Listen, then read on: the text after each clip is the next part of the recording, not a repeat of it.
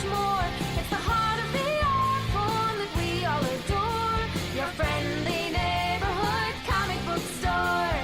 Out among the stacks of new releases, browsing with your future new best friends. You're gonna find a book you'll love to pieces. The girl behind the counter recommends dollar books and shelves of graphic novels. Titles old and new, you'll find them all. With action figures, board games, toys, and models to add to your new Comic Wednesday haul. The comic book store, the comic book store. 'Cause that's where the books live, but it's also much more. It's the heart of the art form that we all adore. Your friendly neighborhood comic book store. All right, everyone. Welcome back to Source Material Live, the Source Material podcast, originally brought to you by Jesse Starcher. But here I am, mandated reporter, and frankly, I'm mortified, Mr. Mark Radulich, and I'm carrying the flag, keeping the torch lit for Jesse Starcher for when he finally comes back and reclaims his own damn show. He told me I didn't have to do this, and I said, yeah, but like 90% of what we cover on the Radulich and Broadcasting Network is comic book related, so you're kind of an important show. Like, I don't care about Metal Hammer of Doom. We have to keep Source Material going. And he went, I don't even know how to talk to you anymore. Anyway, so I'm here with Chris Sheehan. How you doing, Chris? Chris has been my partner in crime for these shows, and him and Alexis have been kind of trading off. How you doing, man? Oh, hanging in there. Very excited for tonight. Yeah, this is Chris Sheehan month as we stampede towards the end of November. November had a whole bunch of books picked for it, and then COVID and the movie industry collapsed. COVID happened, the movie industry collapsed, and my schedule went into the fire. So there were like no books left by the time my entire schedule had changed. And it was so weird. It was like everything in November just vanished. Yeah. And around that same time, you kind of did the meek, can I have some more? Please, sir. You're like, can I pick one or two books, maybe? And I'm like, here, have a whole fucking month. I don't even care anymore. So, welcome to Chris Sheehan's whole fucking month. Yes. And tonight he picked Marville. Now, I don't know if I say pick something and you go, I'm going to pick something so weird and so fucking obscure, he stops doing this. I feel like you and me are in the worst game of gay chicken ever. It's like, go ahead and pick something. How about that? How about Shed on a Shingle? Oh, fine, I love Shed on a Shingle. Let's do it. Let's talk about it. So, I think you might actually get a better story out of Shit on a Shingle than we're going to get today. So according to the wiki, Marville is a 2002 comic book limited series published by Marvelle Comics. The series was written by Bill Jemas, and the story involves satirical comments on comic book industry conventions and trends. The book is regularly considered to be one of the worst comics of all time due to its confusing and rapidly changing plots as well as its blatantly promotional nature. Well, with a setup like that, I have to talk about this with you. And I did read all 7 issues, including the issue that's not really a comic book, but a guideline of submissions. Yeah. It's a job application. Yes, for Epic Comics. So, all right. First, I have to ask the most obvious question.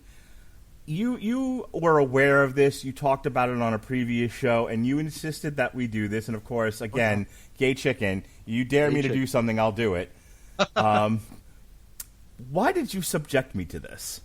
Oh boy, this era of Marvel is something I hold very near and dear here. Bill Jemas, warts and all, is a very exciting individual. He's a very interesting case study in just like when you give a guy who's good, when you give a good businessman the impression that he's also creative, and you realize that there is like 15 lanes of traffic between the two, right?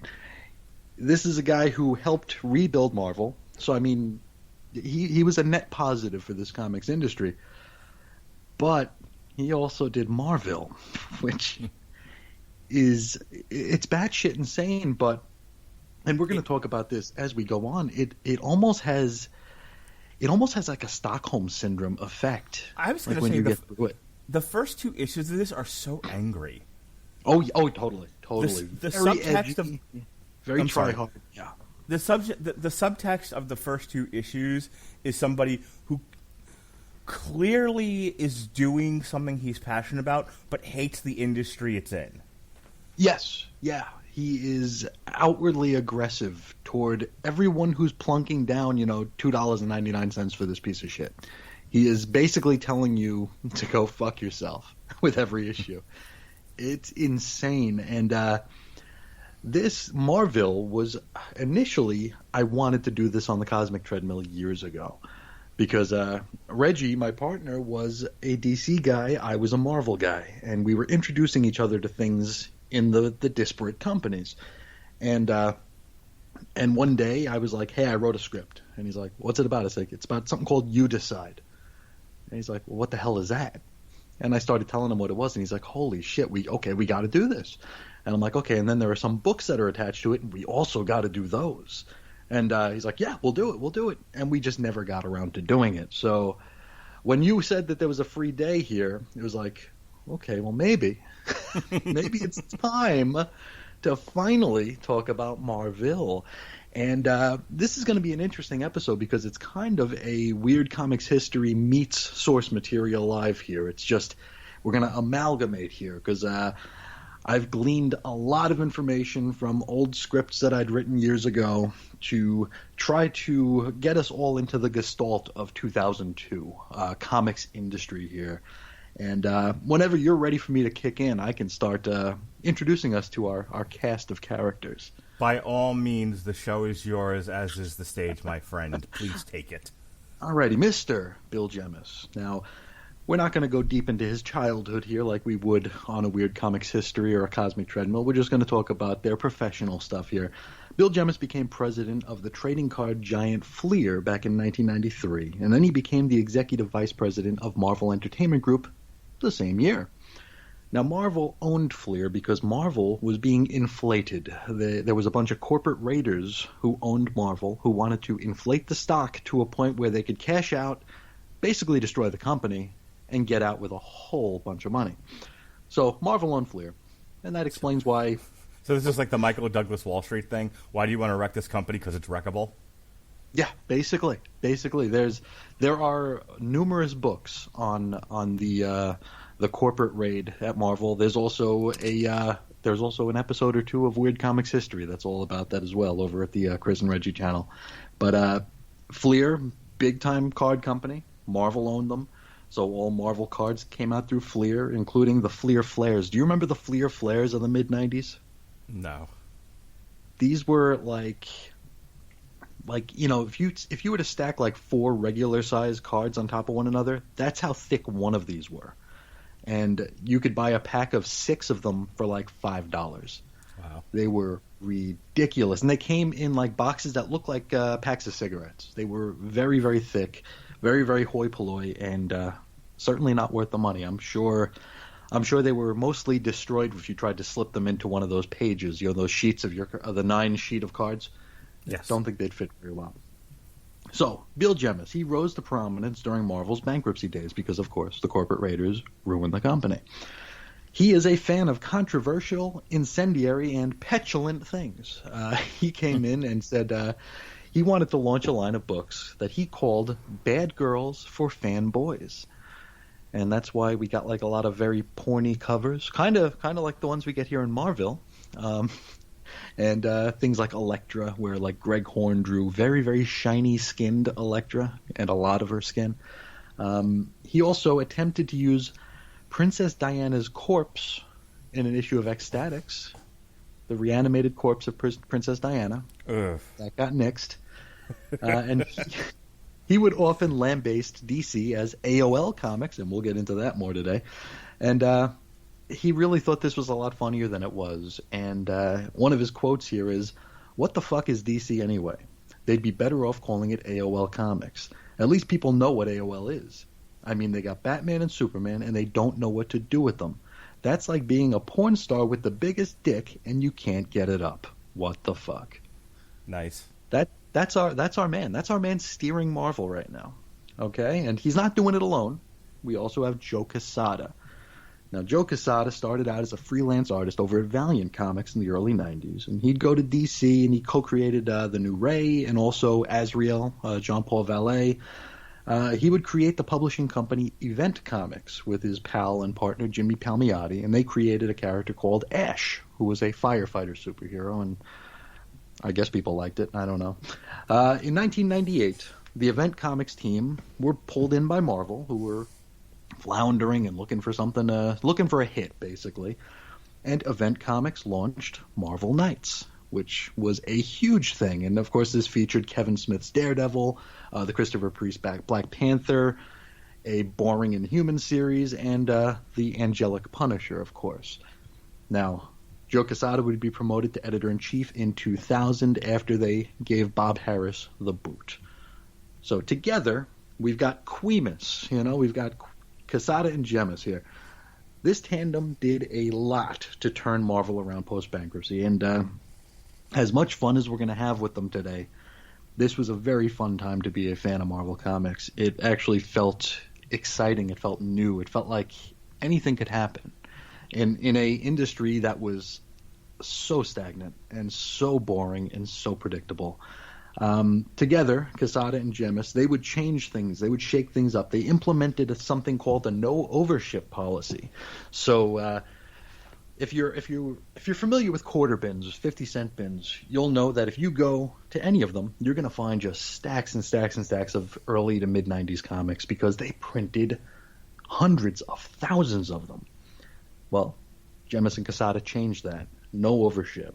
So if the orders come in from Diamond that this many books need print, they're going to print that plus a few just to have extra, but not the mad amounts of the mid-90s.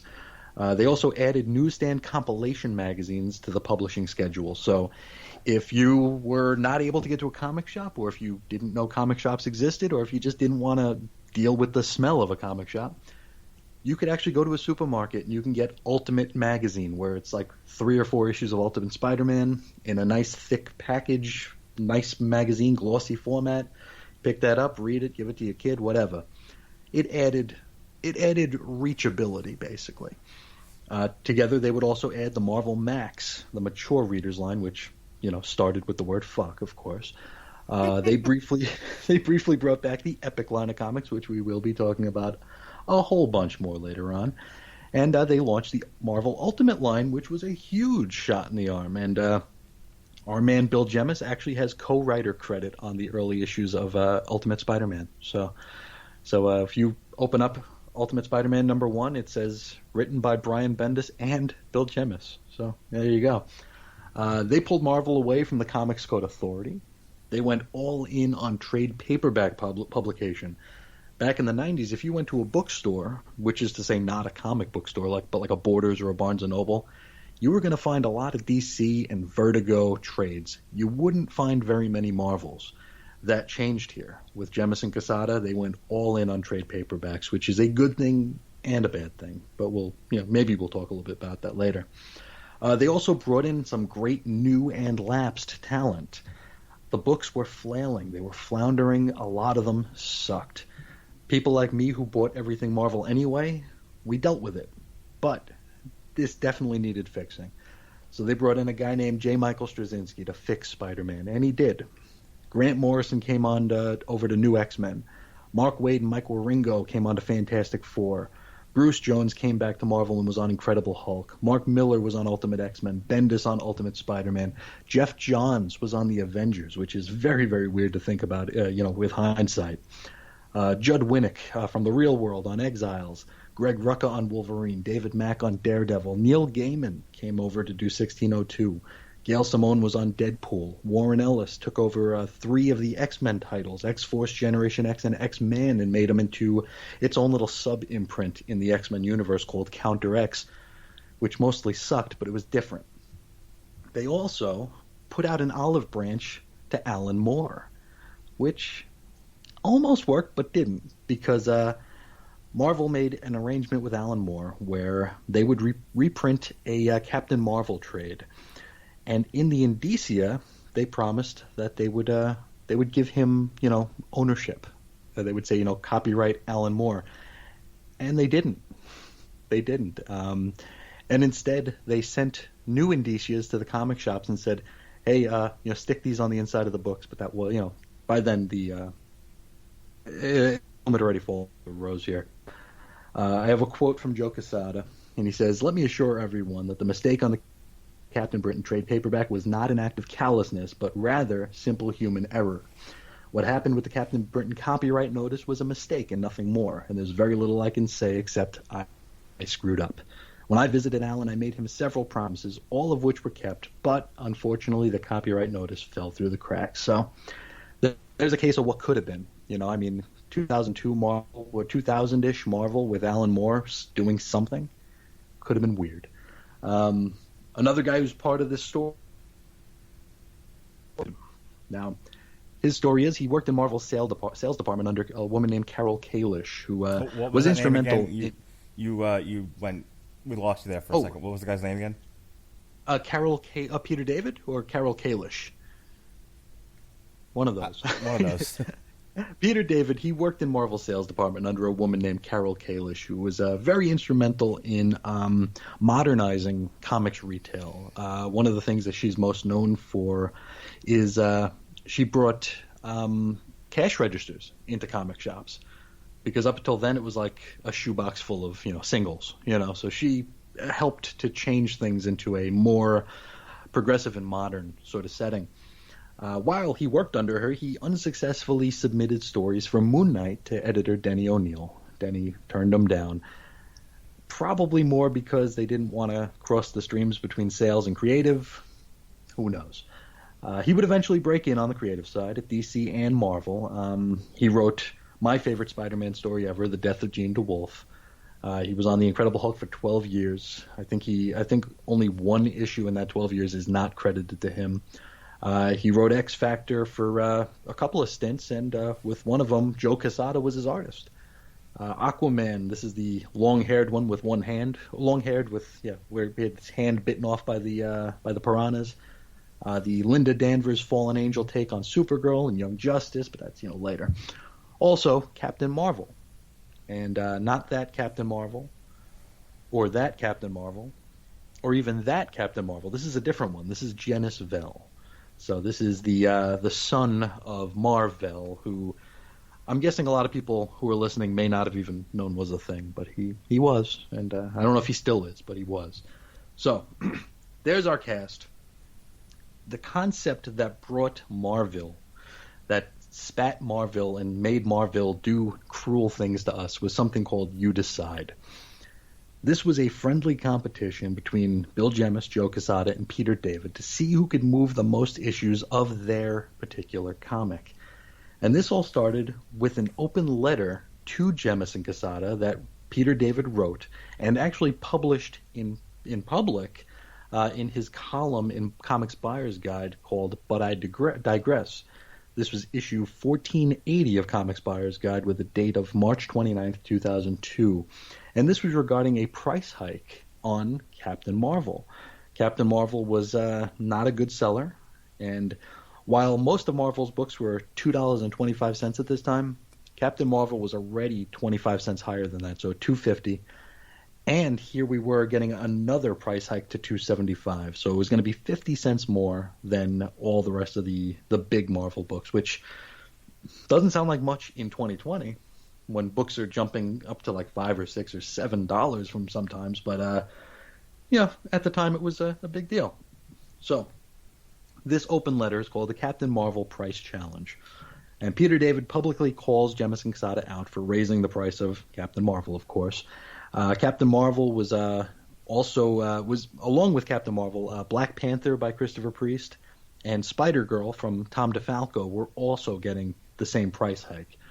Now, these price hikes were announced on February 19th, 2002 by Bill Jemas, who referred to these three titles as selling in DC numbers, which was meant to be an insult. And he wasn't wrong. He was a dick, but he wasn't wrong, because DC had a couple of good things that year. The Stan Lee Just Imagine books, which weren't good, but they sold okay. and Frank Miller's Dark Knight 2, which also wasn't good, but it sold okay.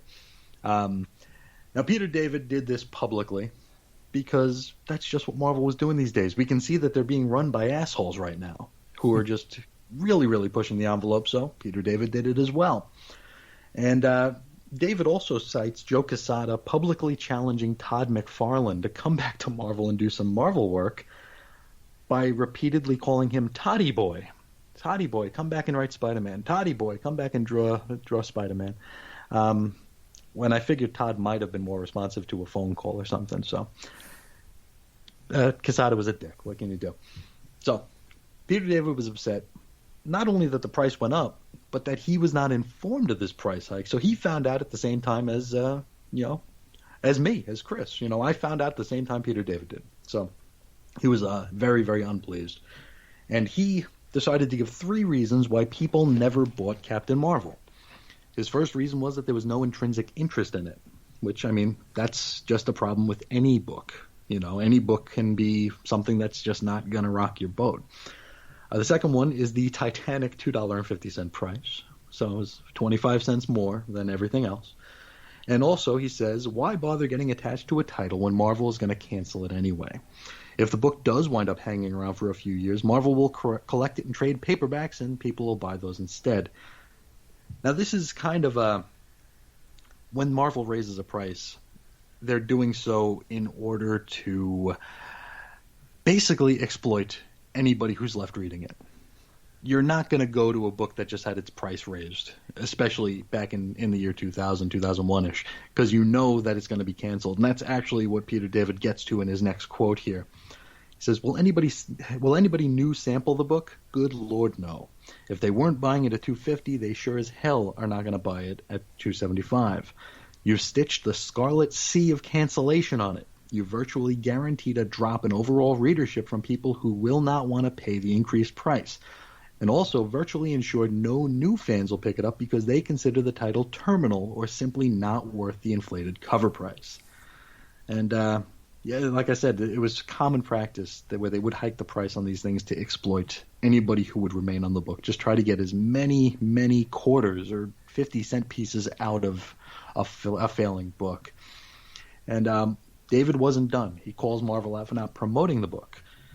Now, one of the things that Quesada and Gemmis did, they tried these little stunts to inflate sales. This is around the time when we had the 9-cent issue of Fantastic Four because DC did a 10-cent issue of Batman, and Marvel had to beat it by a penny. They did all this crazy shit. One book a month would be a quarter. A 25-cent book, a full-size comic book, would be 25 cents just to get people in the door. Another thing they did was something called slashback, where they lowered the prices on certain titles from $2.25 to $1.99. Doesn't sound like much, but I mean, you never know. It might judge something. And they did this on the big books, Avengers, Incredible Hulk. Peter David had written a Captain Marvel story just to take advantage of this, something that would be receptive to new readers and exciting and hopefully be able to hold on to any curious readers who, accidentally picked the book up or just decided to take advantage of the slashback. And no, he wasn't even part of it. They wouldn't give Captain Marvel the slashback bump, and instead they released that issue at $2.50. And Peter David also tied in characters from the 2099 universe, from Future Imperfect, tried to make this a huge deal, and Marvel didn't even bother to advertise it. One of the suggestions Peter David made was to raise prices 15 cents on the best-selling books to counterbalance flagging sales, which sounds kind of stupid. But unfortunately, Marvel would eventually do that anyway, where they would start charging more and more money for their bestsellers. Probably around 2009-ish, the best-selling books were charging $4 a book, when the regular books were still just $3. So they knew they were leaving money on the table, and they wanted to do something about that. Peter David says that the 25-cent price hike would only raise the profitability of the book by a couple $1,000s a month, which I think Marvel would have been okay with. So I don't think that's really changing anybody's minds. Peter David actually makes an offer here. He says if Marvel doesn't raise the price, he would write the book at 95 cents per page. So going from whatever his page rate was down to under $1 a page. And that comes out to $20.99 an issue, so $2,099. There you go. Yeah. He said he'll do so until Captain Marvel breaks into the Diamond Top 50 or breaks 25,000 issues sold. He initially wanted to write it for free, but that would affect his work for hire status, so they couldn't do it that way. I'll tell you, lucky for Peter David, Marvel did not take him up on that offer. So because he wouldn't have, he would still be writing that book for $20 today. Quesada replied to this open letter, and he pointed out Captain Marvel was written with too much of an old-school, continuity-heavy way that was far too insular to bring in new readers. Which kind of begs the question, why was Marvel still publishing it if it was so hard to read? Joe Quesada famously canceled a John Byrne X-Men book for the very same reason. I don't know why he kept Peter David's book around when Burns actually outsold it. Here's where Bill Jemas comes back. He hops into this chat and he pitches the You Decide stunt. Now, Joe Quesada's baby at the time was the Ultimate line of comics. So his little his offering to the You Decide thing here was going to be an Ultimate book. And he hired his buddy, Ron Zimmerman, who was also Howard Stern's pal, and he probably only hired him because he was Howard Stern's pal, to write Ultimate Adventures. Now, Ultimate Adventures, written by Zimmerman with art by Duncan Fagredo, Joe Quesada served as editor. This book would run 6 issues from November 2002 to September 2003. Very, very large delays in between those issues. This is basically Batman and Robin in the Marvel Ultimate Universe. Joe Quesada would say Hawk Owl and Zippy, later Woody, those are the characters in the book, are the first Ultimate Marvel characters to be introduced without analogs in the regular Marvel Universe. Which, they're Batman and Robin. That's what they are. And they've never been seen again. Quesada continues by saying, the Ultimate stories work best when it's at 22 pages of Peter Parker laying across his bed talking to Mary Jane. And that's what this is as well. Makes you want to run out and buy it, huh? He goes on to say, Ultimate Adventures is destined for a trade paperback and probably a bright future as part of the Marvel publishing lineup. False. It got a trade paperback, but it's just not part of anything else. He also says, my gut really tells me that when all's said and done, I think Ultimate Adventures #1 is going to be one of those incredibly collectible issues. When you take away all the cover gimmicks, I think Ultimate Adventures will be the ultimate winner, pardon the pun. To which we'd like to remind everyone that a broken clock is wrong 1,438 times a day. So we actually go a lot deeper on the Ultimate Adventures gaffe, Ron Zimmerman, Duncan Fagredo's troubles dealing with Zimmerman and company in Weird Comics History, Episode 10 in the Chris and Reggie archives. Peter David, of course, he was writing Captain Marvel. This is Volume 3, the Genus Vel Marvel. Also, Rick Jones is there. They're sort of inhabiting the same space. They got these armbands that they clang to transport in and out. This series would run for 35 issues, and the final issue of this volume had an Ultimate-style cover. If you remember the early Ultimate books with the 2 bars on either side of it, I don't know if you remember those. Vaguely. Okay, well, this one looked like that, and it said The Ultimate Captain Marvel, so it was kind of a play on words. The next volume, which would be the You Decide volume, was Captain Marvel Volume 4. It would ultimately run 25 issues. And it would run with legacy numbering alongside it. And Marvel did that a lot back then, and I think they kind of do it now. Bill Jemas, he would write something that almost defies explanation, and we're going to talk about it right now. All right, so let me sum up this whole thing, because there's not a plot here. Starts off with kind of a plot, and then it goes into... That shit Mark Trail. Yeah. So the first issue, there's a lot of meta humor. Basically, like Ted Turner and Jane Fonda in the year 5000 and something. Yep. Earth, which has been renamed. And there's a lot of, like, if you were a wrestling fan, you kind of were aware of the AOL Time Warner merger. Yep. I don't know if that had reached comic book fans, but apparently, like, I think historically, the AOL Time Warner merge has been considered to be like one of the worst mergers in the history of American corporatism. It was big news at the time. It was kind of it kind of caused a sea change in a lot of ways. I don't want to get into a tangent on wrestling, but there was a whole thing that the AOL Time Warner merger basically affected the way killed WCW. WCW was ran, and effectively killed it. I think in the merger they got rid of a whole slew of stuff that Ted Turner had bought, like the Atlanta Braves and the Atlanta Hawks and all of that.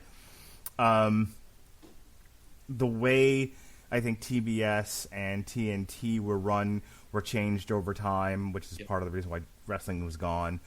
So for people who were paying attention, and the reason I bring this up is the AOL Time Warner merger caused a lot of, at best, anxiety in a lot of people far and wide for a variety of reasons.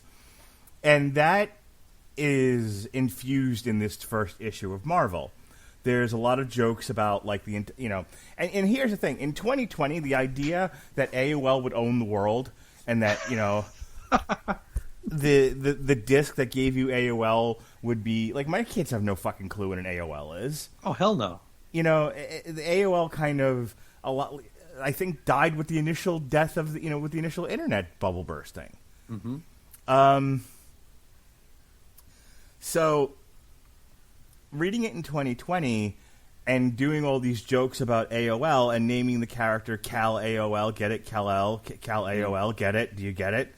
Cal AOL, Turner, get it? AOL. I'm not sure if I get it. Like, you can feel in the writing there's a lot of anger and anxiety and frustration. But, like, in 2020, it's like, what are you making a big deal about? This, like, ancient thing that died, 15 years ago? Come on. It's like reading about, like, someone being afraid, like, Betamax is going to take over the world or something. It's so weird. It's such a... I got an even better one for you. Go ahead. So on The Big Bang Theory, I know it's a show you don't watch, and like half the people I podcast with hate me for watching it. I don't care. There's a joke about how Sheldon is a know-it-all, and and is always telling people that their life decisions are wrong. Mm-hmm. And one of the ways that they do that joke is he's making fun of everybody for having iPods and saying, when Microsoft puts out their Zune, you're all going to be sorry. There you go. And of course, that joke was told as part of a flashback. And so it's kind of like that. So in any case, so Earth has been taken over by AOL and Ted Turner, and they ape the Superman origin, which is they're poking fun at it. So asteroids are hitting the Earth, and nobody and they tried to get everybody off the Earth, but nobody would believe Ted Turner. So he has one spaceship that he can send Cal AOL away with, and then they end up sending him back in time. I just love that you just said a sentence that said asteroids are going to hit the Earth and no one will believe Ted Turner. So bad shit. And it's so funny because, like, again, 20 years later, like, who the fuck is Ted Turner and why would anyone care?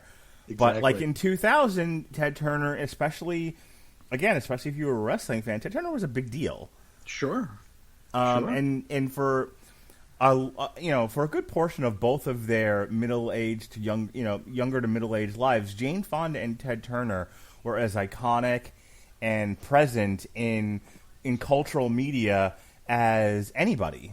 At that time. Whose mom didn't have a Jane Fonda exercise tape? Right. You either loved Jane Fonda for all of her talents and what she did, or you hated her for posing with the Viet Cong. Sure. For the Hanoi, yeah.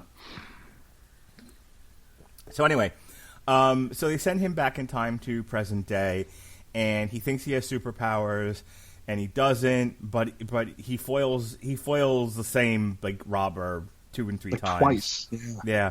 And every time he does, he gets a reward of like $1 million. It was like $100 million at each time. It's ridiculous. Yeah. He befriends a cab driver who's a sexy, sexy cab driver because aren't all women in comic books sexy, sexy?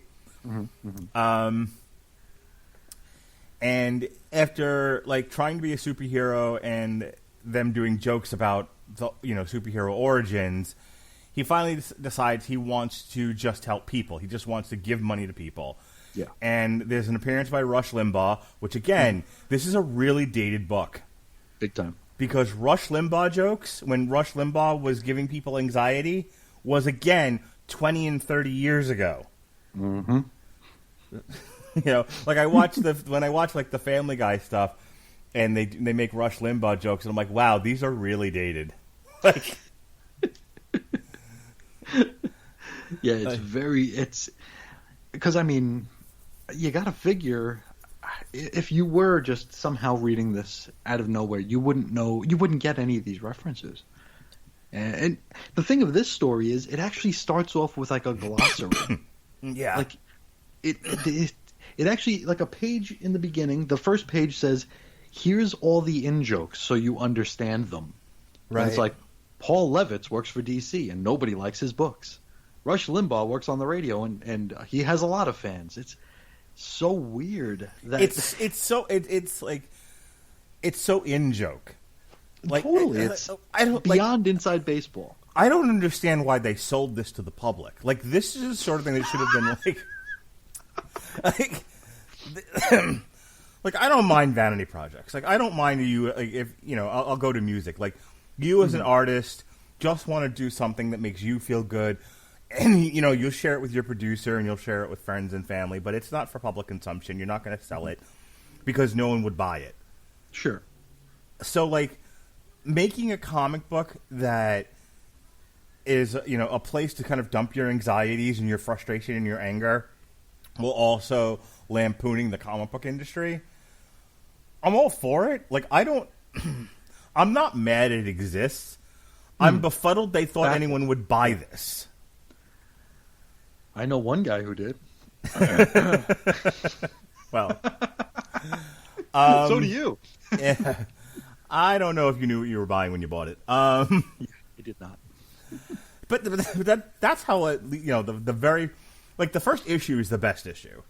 It's chock full of jokes, and the jokes are all dated by this point. But I get it. I'm also 44. Sure. And so anyway, so just to kind of get through up to the point where the plot stops and it becomes a completely different thing. Well, we have the Batman, Black Panther, and Iron Man appearances here. Yeah. That's what I mean. Like, they make fun of like superhero origins and everything, and there's all if you want to get into the specifics of their appearance, be my guest. But like, I just kind of rolled my eyes at it. It's basically to contrast Cal AOL's mission of giving money to people with the wealthiest superheroes holding on to their money. Right. It's commentary on that sort of thing, and it's and I mean, if you're Bill Jemas and you have a book on the racks called Iron Man and a book on the racks called Black Panther, why do you want to tell everyone who might buy those books that they're reading about assholes? Yeah, these are shitty characters, and you shouldn't buy their books. Yes, It's a weird marketing strategy. That's like that. That's the Cartman. No one can come to my theme park strategy. It's very exclusive. Yes, nobody can come in, and of course everyone wants to come in when you tell them you can't. So maybe he knew what he was doing there, but yeah, it's just like jokes about Iron Man and Black Panther and Batman, and then the overall joke about Superman. It's like, why do you, like, as a comic book creator, like, and they kind of talk about this in the first issue about how if you want to do something off the beaten path, you'll be discouraged because nobody thinks anyone will buy it, and you ultimately have to sell books. And so there's this formula for selling books that everybody uses, and they use it because they want to write and draw and ink and letter comic books. This is what they want to do.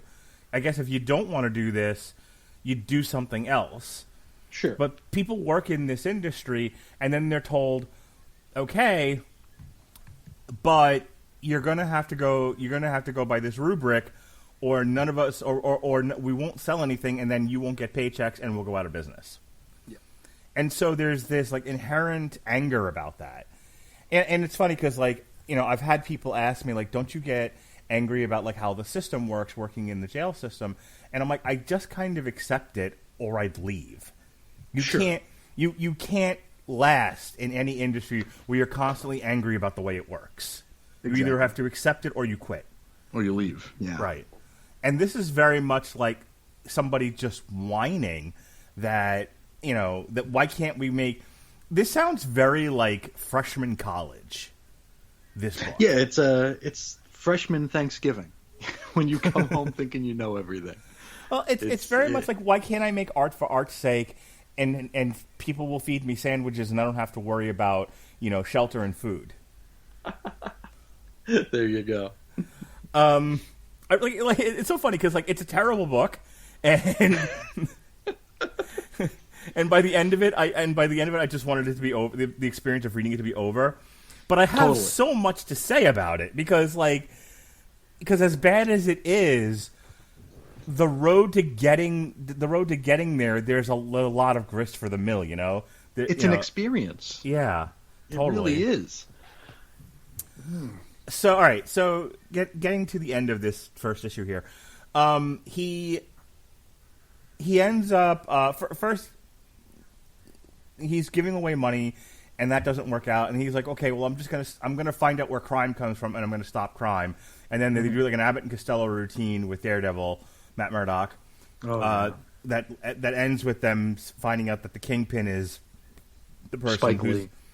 Well, hang on. The person who's the head of all crime. Then they get there, and the joke is that it's not the Kingpin of crime. The big fat white guy. It's fucking Spike Lee. Oh God! Because we needed a hackneyed, fucking knee jerk. Like this joke is actually timeless. This joke is very present. He's angry that why can't the Kingpin of crime be a black guy? Why does it have to be an old fat white guy? And we didn't mention one of a line in this book that is so controversial, I'm afraid to even bring it up. It's an exchange between Iron Man and Black Panther. Oh. Yeah, Iron Man almost drops the N-word. He almost drops the N-word. And it's like, hey, you want to go read Iron Man now? Probably not. I laughed at that actually, but it caught me so off guard. It was like, oh my God, you couldn't even tiptoe around that anymore. It's so bizarre. No, Safe Space would use their powers on you. They would. They would. Safe Space and Shelter from the Storm, or whatever the other character's name was. Snowflake, yeah. It's a Snowflake, that's it. And Screen Time. Sorry, that's never going to get old to make fun of. No, that's evergreen. Anyway, so that ends up not going well. Along the way, he meets a cop. The cop goes undercover as a prostitute. Another pretty lady, Yeah, and so it's another opportunity to draw a scantily clad woman. So the cop and the cabbie become central characters in the book. They become kind of like his sidekicks. It becomes Three's Company. Yeah. And he decides after a fact that he's going to go back in time to figure out the meaning of life so that he knows what his purpose should be. Oh, God. Because, and at this point, they can't bring him back to the present, Ted Turner, but Ted Turner can send him stuff through the time machine, and eventually they just send him the time machine. Yeah. So Ted Turner sent him a time machine.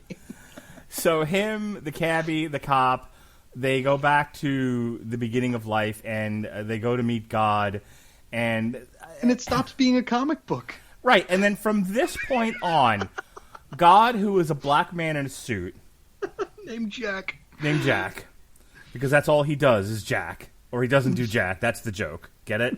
Yep. Jack doesn't do Jack. God doesn't do anything. Get it?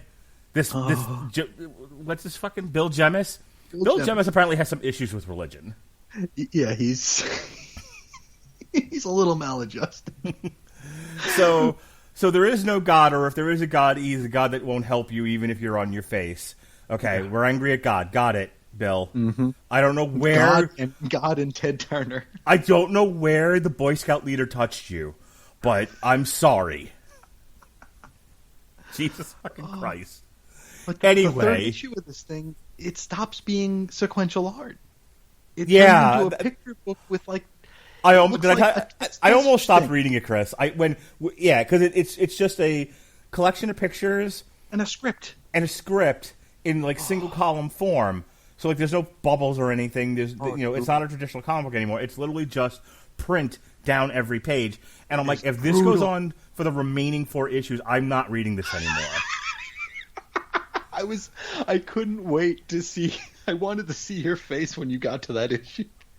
And it's like, okay, this is a 1-page thing. Oh, wait, it's still going. Oh, God, it's still going. Oh, it's and here's every page. The whole subject matter is about single-celled organisms. Yes, they're watching a single-cell organism eat. So that's all of issue 3.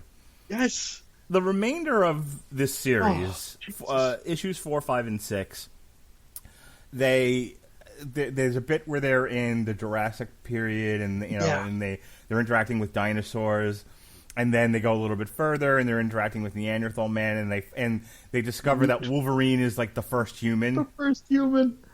Oh. And that we're all descended from Wolverine. Yeah.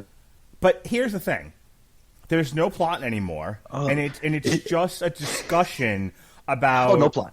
The origins of man and life. That's it. And that's it. It turns into a Dave Sims Cerebus story.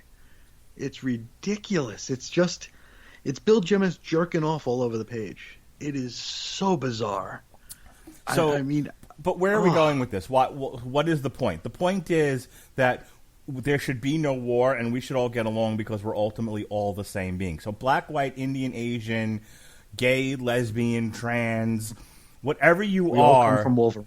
We're all the same. Which, like, I don't know how much anthropology and and how much you've read about man's evolution, but no fucking duh.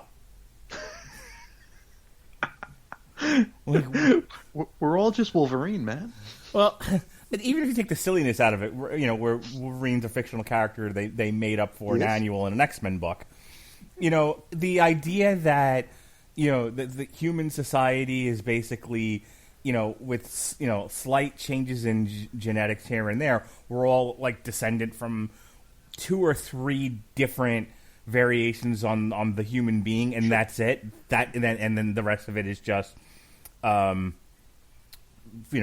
and multiplication of the race. Yeah. Okay. I understand maybe like the average meth user might not know that, but most people get it. Well, we needed to be learned that for 3. Oh yeah, but this is what I mean. Like, this comes across like some fucking like freshman college person who thinks they know everything. Like, well, we're really all just all the same. I fucking know. And it's funny because I'd forgotten. I haven't read this since 2002, 2003. So I'd forgotten the whole second half. I may have actually never read the second half because I think I did what you wanted to do, and I think I stopped actually reading it with that prose issue back in the day when I was 22 years old. But it's so weird. We go to that Jurassic thing where it's like it's like an acid drop Mark Trail comic strip, and then we go into this weird Wolverine story where it's just a lecture, and it's a lecture that is so proud of itself. It is so up its own ass. Yeah, this is I'm going to use a phrase here that I stole from Chris Rock. But this you want a cookie? No, close. This is so the smarty art nigga. This is Spotty. This is like you know that person who learns a fact and they just want to share that fact with everybody, and they think they're so smart because they know that one thing. That's what this screams. It's Joey from Friends buying the V encyclopedia and trying to steer every conversation to volcanoes for an episode. Ugh. Yeah, it was bad. It was bad. I feel bad for Mark Bright having to draw this shit. I don't know what. The art's fine. Oh, the art. It's Mark Bright. I mean, I don't know what chain letter in hell he broke to get stuck drawing fucking Marville. I just like when you do something like this, you're obviously, and I've said this a couple of times now in this podcast, but you're obviously like angry and you feel the need to yell at people. Yeah, and I can't tell you how ineffective I have found yelling at people is. Like when like when you just yell at people, it's funny. I just watched an episode of Community where Alison Brie and the blonde actress are doing a fundraiser to raise money for an oil spill that happened, clean up an oil spill, and you have Alison Brie who is being nice and sweet, and she's standing upright, so her boobs are prominent. And then the other actress is just yelling at people. And, of course, Alison Brie then raised like 9 times more money than the blonde did. And, and they get into, like, gender, using your gender and being sexy and all that other stuff. But, like, the main thing that I took from it was one person is talking to you and the other one's yelling, and no one wants to deal with the yelling person. Exactly. And so, like, I'm reading this and I'm like, clearly you're trying to say something to comic book readers. And I can't tell you how little comic book readers give a shit what you think. Just write fun stories for Iron Man. There you go. Another thing that it reminded me of is I think it was like a Grammy Awards where, I'm remembering this right. But it was like, wasn't it like Fiona Apple? Yeah, it was Fiona Apple, because I remember like Chris Rock referring to her as Fiona X. Okay. Like, do you remember this? At everybody. Do you remember this? The Fiona Apple, "This world is bullshit" speech. Yes. And the big takeaway from that was, why is this white woman yelling at everyone? She's an asshole. Yeah. Why is this privileged white music artist yelling at people? So, Bill Jemas needed to go before he embarked on this Marvel project. Needed to go for a fucking walk. Big time. He needed to clear his head. Yeah.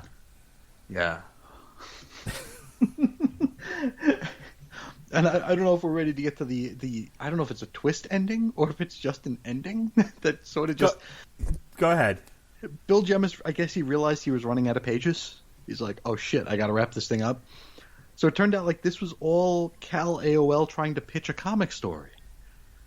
And the person who he was talking to, who we never see, it basically says everything we've said. It's like, you're never going to sell this story. Right. It's just so, and it's at that point I felt like Bill Jemas was my captor for like years, and I started to come around to his views. It was like, oh yeah, he's right. You had your own version of Stockholm Syndrome. Yes, totally. I'm like, he's got a point. I was totally he was like a Svengali. It's God, it's so bad.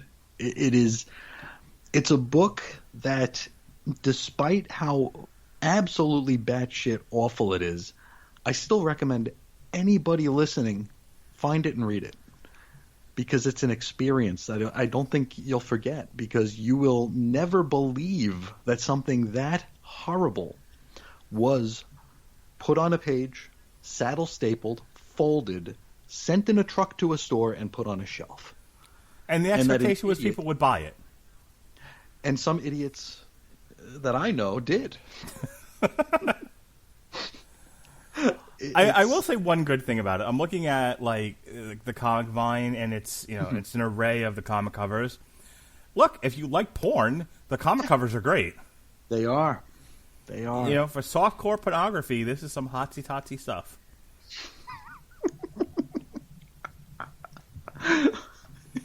I mean, you could just go out and get yourself an issue of Heavy Metal, but still, exactly. Or just Google the word boobs. And turn your safe search down, and you're good to go. I mean, if your 13-year-old son has found masturbation, maybe this is something you could show him. I'm trying to help. He's going to be beating it to single-cell organisms. All right. So that's the 7 issues in a nutshell. Well, that's the 6 issues in a nutshell. That's 6. Yeah. Well, I was trying to cue you up for this. So that's 6 issues of this of one man's tantrum in a nutshell. Oh, God. One man's fucking misguided tantrum. His blog post that would never end. Yeah, this is one incel's fucking Reddit thread. This is his live journal. Feelings moody. But you need to talk to the people about issue number 7 because, again, Marville is also a very meta book, and when you pick up a comic book, you expect a story. Mm-hmm. Maybe a story that's isolated, maybe a story that connects to previous issues or will connect to future issues. But whatever you do, whenever you pick up a single issue of a comic book, you are reasonably certain, with 99.9% accuracy, you are going to get some story, maybe even multiple stories per issue. Maybe you picked up that Betty Page Halloween special and you got 2 stories. Maybe. Mm-hmm. Maybe you picked up Tasmanian Devil and Wonder Woman and you got 2 stories. You got Marvel 2-in-1, something along those lines. But whatever it is, there's a narrative. There are words and pictures and a progression of story. And then there's issue number 7 of Marvel, Chris. And what? Yes, there is. What do we find for your $2.75? Marville, issue 7 of 6, because issue 6 says 6 of 6, but then there's a 7th. It's a job application. It is a way for you to apply to join the mighty Marvel ranks as a creator of Epic Comics. Now, Epic Comics, I can give you a brief history of what Epic Comics was and was again. We start back in 1982, okay? A man named Jim Shooter launched Marvel's Epic Comics publishing line, and this would serve as Marvel's creator-owned line of comics. And this spun out of Marvel's own magazine called Epic Illustrated, which was launched spring 1980, and it was kind of Marvel's answer to heavy metal. Now, Epic Illustrated would run for 34 issues until cover date February 1986. Epic Illustrated would not be bound by the Comics Code Authority, which is a pretty big deal, and often featured stories with more mature themes and sometimes even boobs. There you'd meet Jim Starlin's Dreadstar via the Metamorphosis Odyssey story. Dave Sim, the Cerebus guy, did some young Cerebus strips in Epic Illustrated. Not everything you'd see in there was purely creator-owned, because Epic Illustrated also ran John Byrne's Last Galactus story, which to this day has still never been finished. Now, this magazine featured a lot of big names in the fantasy and fiction world. Harlan Ellison, Frank Frazetta, Mobius, Boris Vallejo, a lot of big names that you'd recognize if you're into, fantasy stuff. Now, in 82, Jim Shooter was like, hey, let's do a line. And, not that kind of line. He wanted a line of comics. And he would offer Archie Goodwin the gig of overseeing Epic. Archie said, not going to do it. Then Shooter went down the hallway to Bill Mantlo, offered it to him, and then Archie wanted the job back, so Archie got the job. So Epic featured creator-owned work, like things like Gru the Wanderer, ElfQuest, though Sergio Aragonis of Gru didn't really trust Jim Shooter, so he published his first few Gru stories over at Pacific Comics. The rumor that this imprint was launched in order to woo Frank Miller back over to Marvel to do his Ronin story. Frank says, he went with DC anyway. Book came out over the course of many years because it was very delayed, but in 1983-ish. Jim Shooter still holds firm to this day that Frank Miller would have gotten a better deal at Marvel through Epic. Now, Epic would continue publishing creator-owned work as well as Marvel-owned stories. Things like Silver Surfer Parable by Stan Lee and Mobius, Elektra Assassin by Frank Miller and Bill Sienkiewicz, Havoc and Wolverine Meltdown by the Simonsons and John J. Muth, maybe. This would go on until 1994 or so, and the imprint would limp on 2 more years, only offering Akira manga translations from that point on. It's kind of like the Icon line. I don't even know if the Icon line is still a thing over at Marvel. Do you know if that's still a thing? No. I don't either. Like Bendis would do Powers there. Mark Miller would do Kick-Ass there. It was creator-owned stuff. Now, this would allow Marvel's top-tier talent the opportunity to publish work that they would actually own. You know, Chris Claremont, we know him from the X-Men, but he also had creator-owned stuff like Black Dragon, which came out through Epic. J.M. DeMatteis, who was on the Spider-Man books, he did Moonshadow, which he owned and actually even had reprinted over at DC's Vertigo because he owned it. Steve Gerber did Void Indigo, which if I get another Chris Sheehan month, I think Void Indigo might be a good one to go into because that's a weird one too. Steve Englehart, who did he did You Name It in Marvel. He had Coyote, which he owned. Bill Sienkiewicz did Stray Toasters.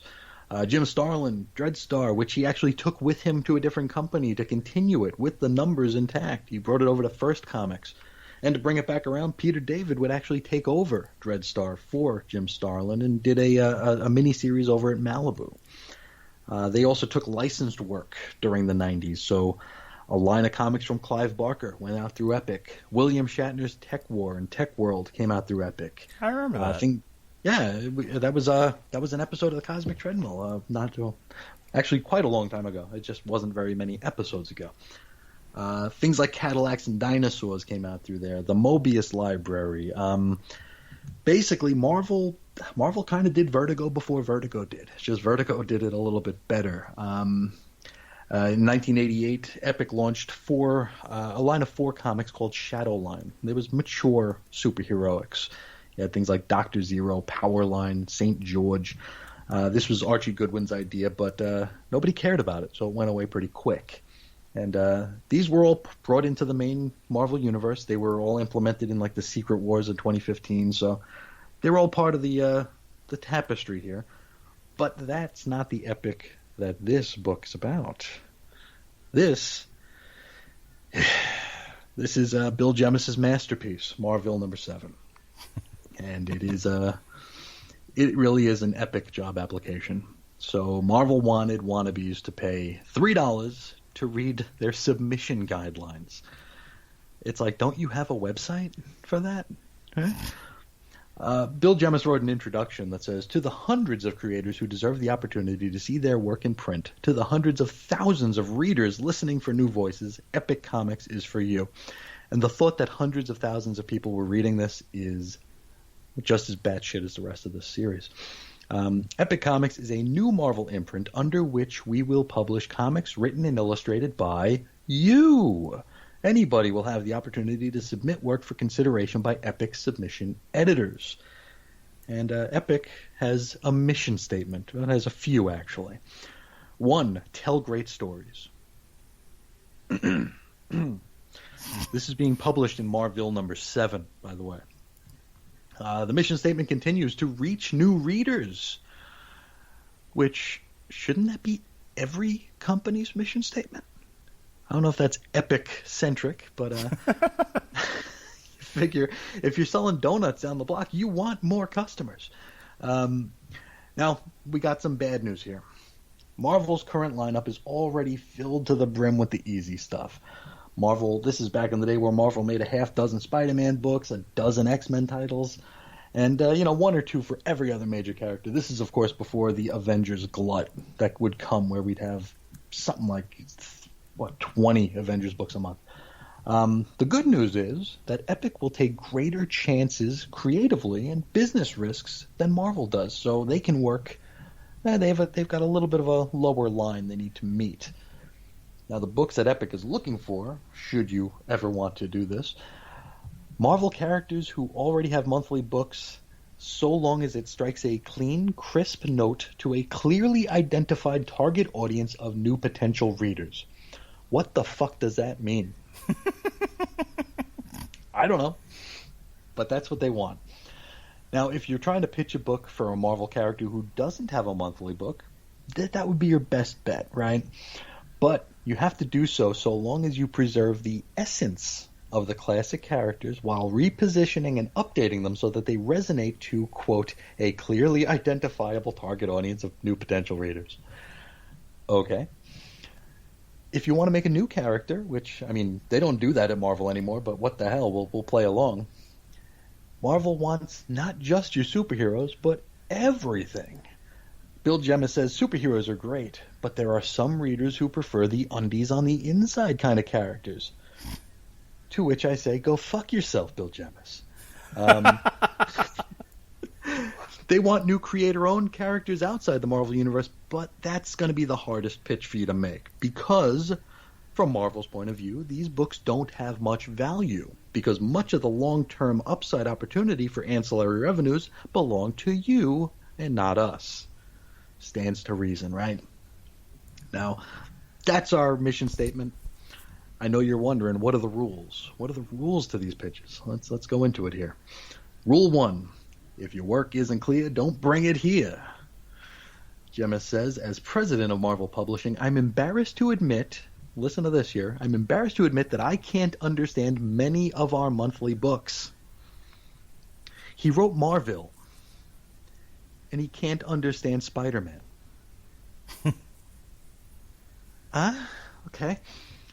He goes on to say that Marvel's main books are, quote, completely inaccessible to new Marvel fans, and that's not what he wants for Epic. Okay.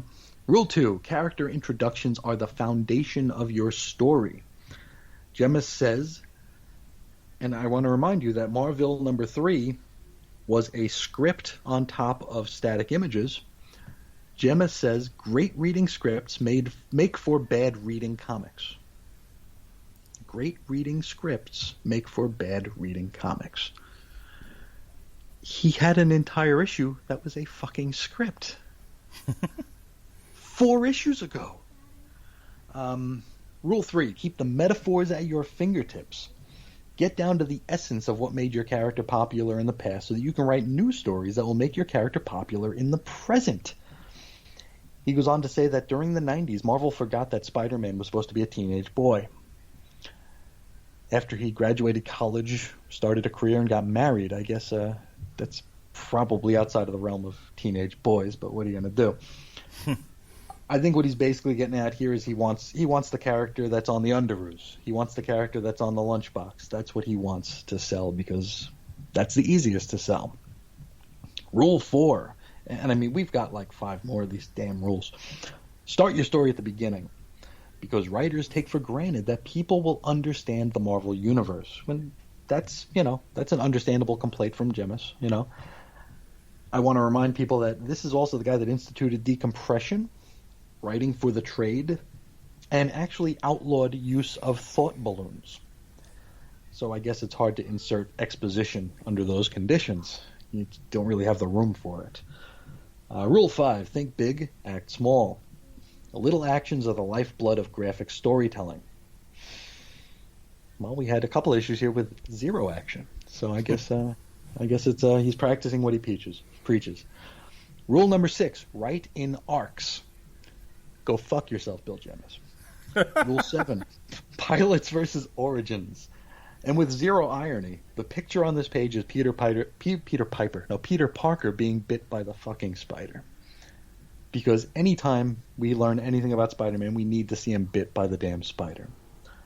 Rule 8, take charge, be brave, fight the fanboys and win their hearts. Go fuck yourself, Bill Gemmis.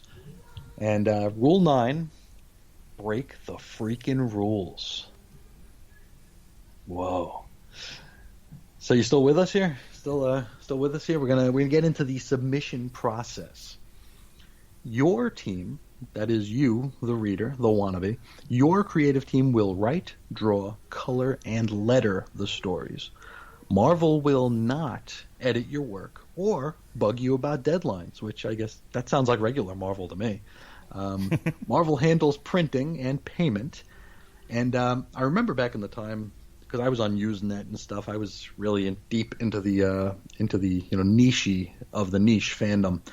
And I remember a lot of the more prolific reviewers and analysts and commenters on Usenet being actually contacted by Marvel directly to write pitches. Like Gemmis had people reach out to a lot of the folks who wrote reviews and stuff, and just like, hey, why don't you pitch? And none of them actually got into print, and we'll get there. The guidelines here: you are to mail 22-page full script to Marvel, along with all the requisite legal documents, which is a work-for-hire agreement if your story takes place in the Marvel Universe, because you don't own any of that shit. You include a self-addressed stamped envelope in case Marvel decides that, hey, we'll run with your pitch, and they will mail you back a check for $500 American dollars. And from here, you build your creative team. So out of that $500, you need to find someone to draw it, someone to ink it, someone to letter it, maybe someone to write it. Who the hell knows? But that's your budget. There's a payment schedule here included: $500 for the acceptance of the script, $1,000 total for acceptance of a script and the first 5 pages of art, $8,000 for a completed book. Okay, so that's your minimum. If you're completed a book, you sent it in, and it's put on a shelf somewhere, $8,000. Now, if your book manages to sell over 20,000 copies, but not more than 34,999 copies, well, they bump it up $2,000. You get $10,000. 35,000 to 49,999 units, which is laughable, $15,000. 50,000 to 74,999, $20,000. 75,000 up to 99,999 copies, $25,000. And if you break 100,000 copies, well, shit, you're not going to, but that's $30,000 for you. And the relaunched Epic Comics would release very, very, very, very few books. There's a book called Trouble. Are you familiar with Trouble? No. Okay, do me a favor and Google Trouble #1 by Mark Miller while I continue here. There's also Gun Theory by Daniel Way, which only published 2 issues of I think a 6-issue miniseries. Crimson Dynamo was a 6-issue miniseries that actually published all 6 issues. And finally, The Catch-All, epic anthology, because they shit-canned the entire project and needed to cram these stories into something. So it was a single issue that was a depository for the unprinted stories. Now, have you found Trouble? Okay, so Trouble 2003 from Epic? Yes. How do you like them covers? Oh my. Yeah. Talk about, like, not wanting anyone to see you buying something. Yeah, this looks like, you don't see any naughty it's bits. It's like Eastern European porn or something. But like it does have a porn vibe. Yeah, big time. It's young girls. I don't know that we ever got ages on these girls, but they are young girls in bathing suits. Yeah, these are definitely in the on your free porn site under the teen section. This is young German teens in trouble. Yes. So issue #1 is titled "The Summer Everyone Lost It," and it's 2 girls in bikinis adjusting their sunglasses. Issue #2, "What Mom Never Told Us," and we're back in bikinis, just different bikinis, and one of the girls is sexily, like, biting on the edge of her sunglasses. Yeah. Yep. Issue #3, girl blowing bubble gums, blowing a bubble. Issue #4, this is the least sexy of them all. And it's a girl, like, it's split where the top half is she's whispering into a guy's ear, and the other half she's looking askance and rather dejected. And in issue #5, the cover is the 2 girls rubbing cheek to cheek. Yep. Oh my. Now, I was a Marvel zombie, and I bought these books. And there's actually an episode of the Cosmic Treadmill where we read this entire series. It's Cosmic Treadmill episode 55. And if you were to guess, who do you think those 2 girls are supposed to be? Any guesses? Think about the Marvel Universe. Any guesses who they might supposed to be? Wasp. And let's see. Definitely Janet Van Dyne. I've seen her drawn in a bikini, sitting poolside. And I don't know. I not Captain Marvel. She's too tall. Not She-Hulk. She's too green. Tell me. Aunt May and Mary Parker. Oh my! Yeah, this is a retelling of Peter Parker's birth, and it alludes to the fact that Aunt May is actually Peter Parker's mother. Yuck! It's a crazy piece of shit, and it was and it's funny because it was written by Mark Miller, who I thought this was for all like unknown talent. Mark Miller and Terry Dodds and the Dodsons put this book together. We may have to change our what if story for the Superblog treadmill. Superblog team up. We can. I can go deep on Trouble. It is. Jesus fucking Christ. Yeah. So. Okay, so if Jesse needs somebody to, well, this isn't in the '90s, unfortunately, so we can't even do this as an unspoken issues, but. Jesus Christ, we're gonna have to cover this at some point. Okay, yeah, I'm down with it. I am totally down with it. It's something. It really is something. There was also a thing called Phantom Jack, which was going to be the only creator-owned character put out by Epic, created by a guy by the name of Michael Sangiacomo, and the plug was pulled before it come out. So he had to take it over to Image Comics, and it really didn't make much of a splash, but. I mean, the highest-selling book of this run was Trouble #1. Okay. Yeah, because it looked like softcore porn. Yes. And when you looked, I mean, I can remember going into the shop when this came out, and it was just like, oh God, am I going to do this? Am I going to buy this fucking thing? And is the FBI going to be? Are you going to be like on a watch list? Am I on a list now? Yeah. And it's, dude, when Reggie and I covered this book on the treadmill a few years ago, I had to hide these things. I did not want to explain this to my wife. You know? Why are you bringing European porn home? What's wrong with you? Right? It's like any knock on the door. It's like, who is that? Why are they coming for you?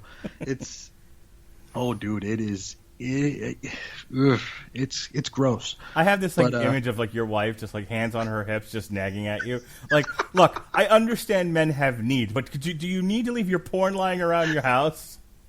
No, it's a comic book. It's a Spider-Man story. It's a Spider-Man my ass. For God's sakes, Chris, I asked you to take out the garbage and not leave your porn lying around the house. It's like this is not something you'd want if you had kids in the house. No. Oh God. But the highest selling book of the entire Epic experiment was Trouble #1, and it sold 53,000 copies. So didn't get anywhere. And boy, was every boy who bought that, because not a single girl did. But every boy who bought that was gravely disappointed. Oh God. And Trouble #5 sold only 23,000, so it dropped over half. Well, yeah, once they realized it wasn't porn. Yeah. Yeah, because it was a 20,000 issue drop between 1 and 2, so pretty big drop. The worst selling Epic book was Crimson Dynamo #6 that sold 8,792 copies. So sucks to be Daniel Way, I guess, but that's Epic. It went out with a whimper. It could have been something special. I get it, man. Like, in every facet of art, there's always the people that really want to push boundaries, and then you just come up against a torrent of people who just want you to play. They just want you to play the hits. Did you watch Jon Favreau's Chef? No. So Jon Favreau's Chef is taken from the real life story of a prominent chef who kind of, when faced with the just play the hits thing in his restaurant, kind of gave it all up and started a food truck. So no one could tell him what to cook, and he could cook whatever he wanted, and he could just, he could essentially be the guitar player. Find his passion, yeah. Yeah, just kind of sitting in Penn Station, just playing music for and making a go of that. Yeah, same thing.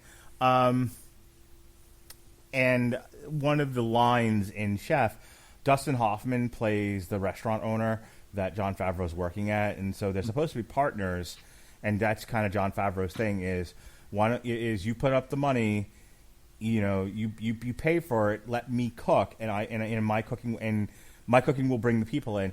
And Dustin Hoffman kind of relates a few incidences where he put stuff on the menu that didn't sell, and he was like, "I'm the one with all the risk here, not you.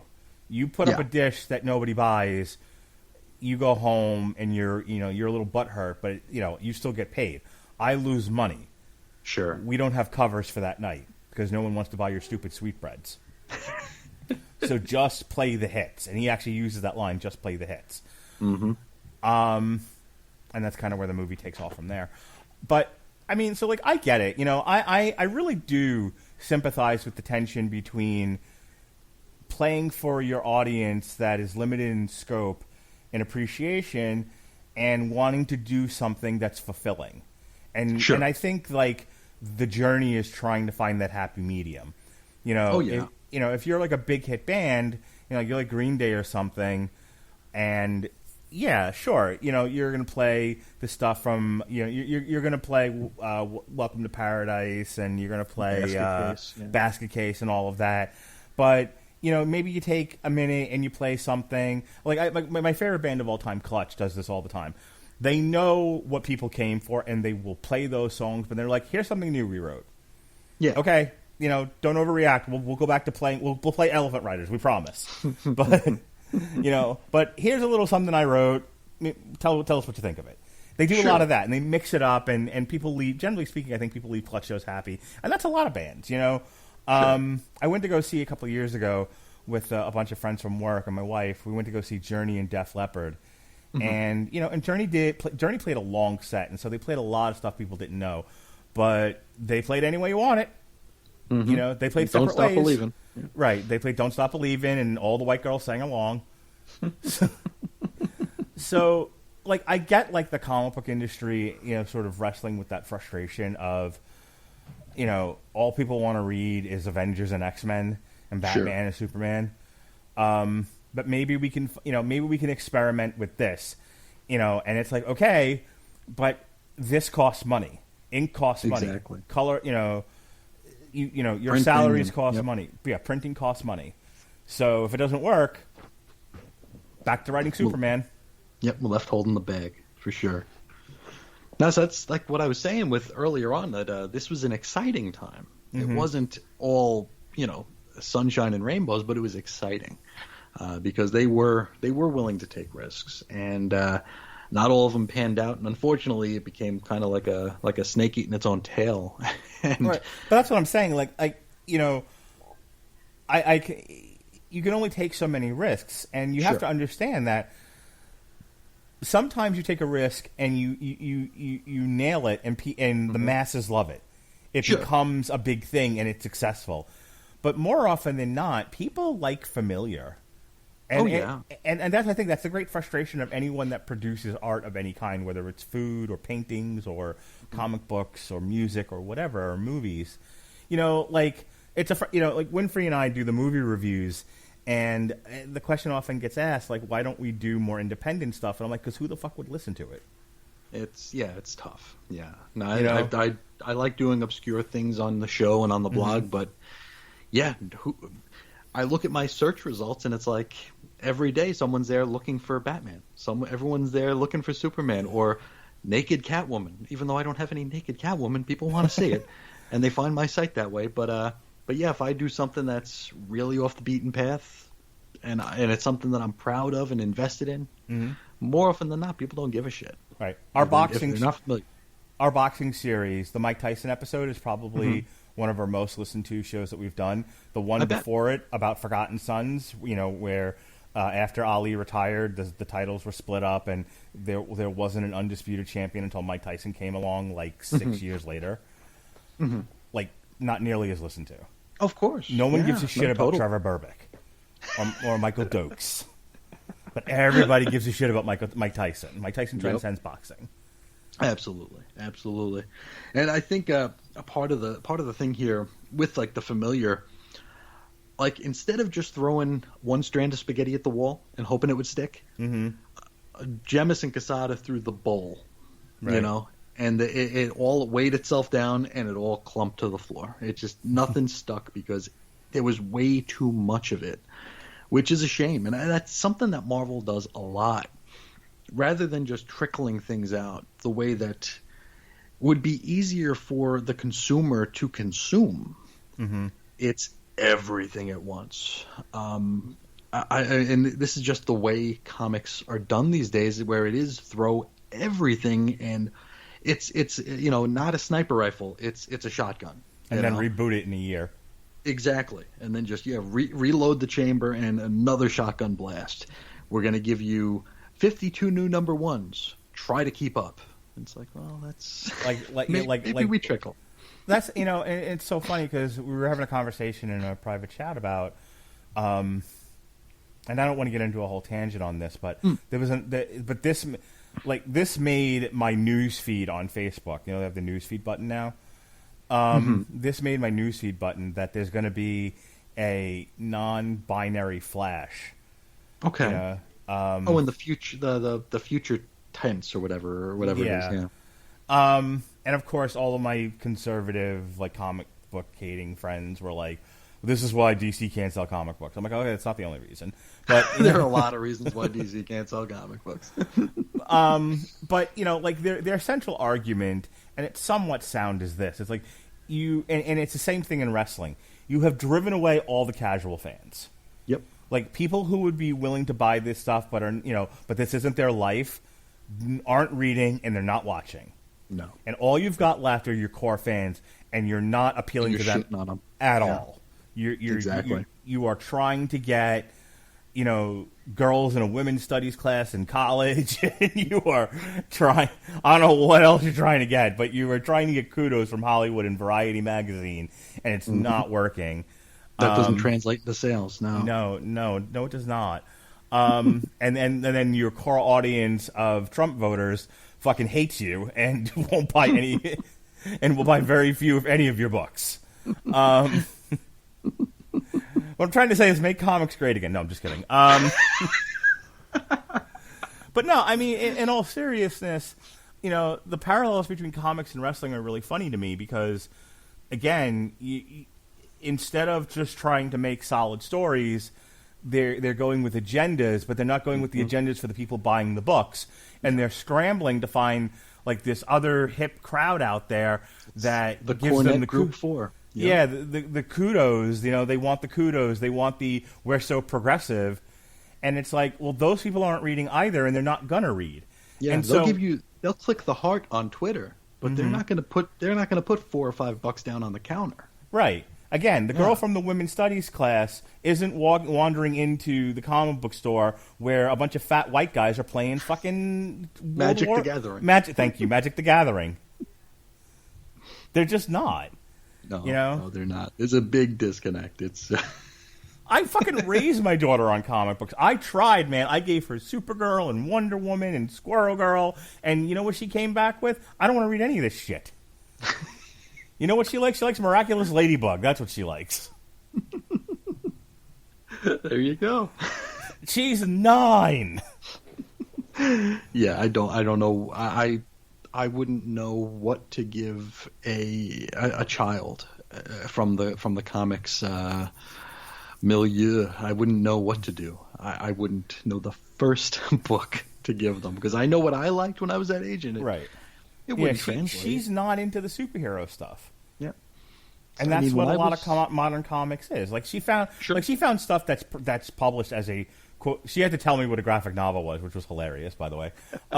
She explained it to me, but what she thought a graphic novel was not the superhero books, the superhero trades I was giving her. She thought it was the stuff that she was finding in the bookstore, which is basically tween picture books. Gotcha. But that's what she likes. likes. Dork Diaries or something? Yeah, that kind of stuff. Yep. Mm-hmm. No, I think when I was her age, I was probably reading ElfQuest, which I probably wouldn't give to a kid. But I was reading it. It's far from superheroes, but at the same time, it's fairly... It's innocently mature. Yeah. So I wouldn't probably recommend giving it to a kid. But, I wouldn't even know the first thing to give a kid. You can give them the kid versions of the superhero stuff, but they know. They know it's not the real thing. Yeah. I know. I I had her on DC Superhero Girl, and she was like, "Okay, cool," and no more interest. Exactly. All right. So, anything else about Marville before we wrap up tonight in this depressing conversation about how the comic book industry is in the toilet? Well, speaking of depressing, we do have one more thing to touch on, and it is the results of the You Decide stunt. Oh yeah, this is great. This is the purpose. This is a great summary of everything we just discussed for the last 10 minutes. Yes. Now, all three books, which is Ultimate Adventures, Captain Marvel, and Marville, they all launched the same day, September 18th, 2002, and the contest ran until February 2003. The final tabulations would be done, and the results would be handed down at either Wizard World Chicago in August of 2003 or Wizard World Philadelphia in May of 2003. This never happened. Now, the stakes here, because this was a friendly wager, of course, if Bill Jemis's Marville won, or actually if he lost, if he sold the least of the three books, he would have to sit in a dunk tank at Wizard World. Wonk, wonk, wonk. If Joe Quesada lost, he would get a pie in the face at Wizard World. Wonk, wonk, wonk. If Peter David lost, he would have to, quote, live with the defeat. I guess that means his book would be canceled. I don't know. Or maybe they would tie him to train tracks. I don't know. Now, the stipulations. Peter David is given a brand new number one. You got to remember that this is back in 2002. This isn't when we had yearly reboots. So this was not a big deal, but it was a deal. Now, he would have to make that first issue accessible to potential new readers and also unmissable to seasoned Captain Marvel fans. So basically a jumping on point of an already running series, just with a number one attached to it. Now, he would receive 2 variant covers. Now, that is back in the day when not every book got variant covers. Actually, very, very few books got variant covers. So he would get one cover that had Alex Ross art to try to zhuzh the well a bit. Marville, number one, would also get variant covers, as well as 2 different editions. So, believe it or not, there's a 40-page version of Marville number one. We covered the 32-page one with the MD Bright cover, which had a $2.25 cover price. There was also the 40-page special edition with behind-the-scenes extras. Yeah, this is the kind of shit that drove my dad out of comics. Now, what kind of behind-the-scene extras? Would it be Bill Jemis actually masturbating? Angrily masturbating in front of a picture of Ted Turner. I don't know. Standing at a door with a window in it, just angrily masturbating like a prisoner. Wearing a CNN T-shirt. Just behind a door with a glass says editor on it. And this cover would be a foil-enhanced Udon cover. Udon was a big deal back in the day. They were a collective of artists who did a lot of manga-inspired work, and the cover would actually look like a Transformers comic for no reason. It was $3 instead of $2.25. And back in the day, I mean, this is when the 80s revivals were kind of starting, and like G.I. Joe was coming back in a big way, Transformers was coming back, Ninja Turtles was coming back. So I guess maybe they thought they would trick people into thinking they were buying a Transformers comic? Maybe? I don't know. Ultimate Adventures would have no variants, no enhancements, and just run on the strength of the Ultimate line.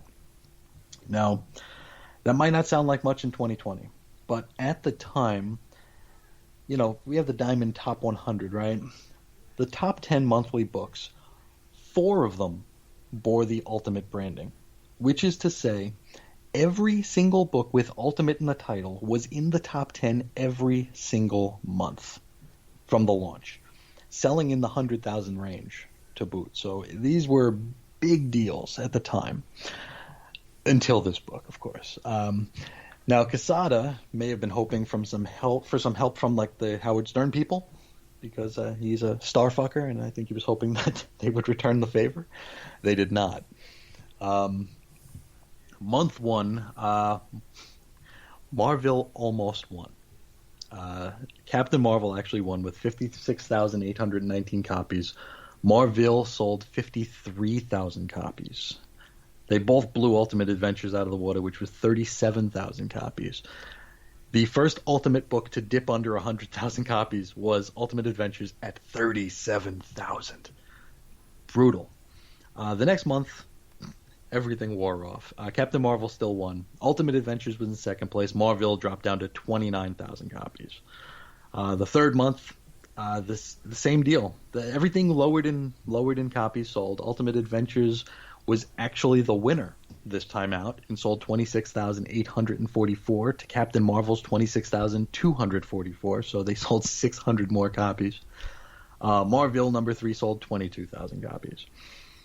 Now December, Captain Marvel won again, 32,000 copies. Ultimate Adventures featured the Ultimates, which were the ultimate version of the Avengers. The Ultimates' own book sold 131,000 copies that month, right? Ultimate Adventures sold 29,000. So not even a rub from a really big team at the time could help Ultimate Adventures. Meanwhile, Marville was at 18,000. in January, Captain Marvel was 32,000.